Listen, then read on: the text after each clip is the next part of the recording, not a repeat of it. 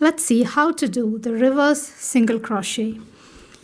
A reverse single crochet is done just like a regular single crochet, but you work not into the stitches on your left, but to the stitches on your right without turning your work. You're going to work in this direction. So let's begin. Chain 2. Insert your hook into the previous stitch. You can either go under both the loops or just the front loop. For my bag, you'll be going only under the front loop. So insert your hook under the previous stitch. I'm just inserting under the front loop. Pull up a loop, yarn over, and pull through 2. So you completed a reverse single crochet. Now let's do that again into the next stitch.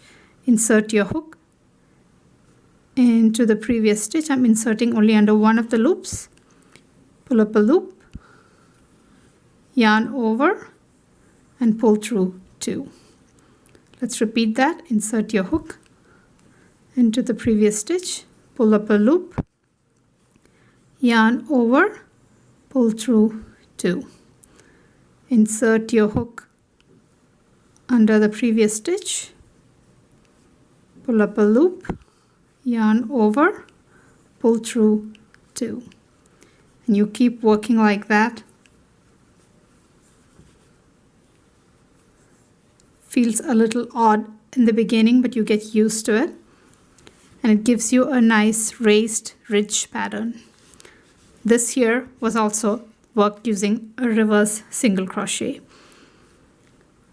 So that's how you work a reverse single crochet for my boho bag.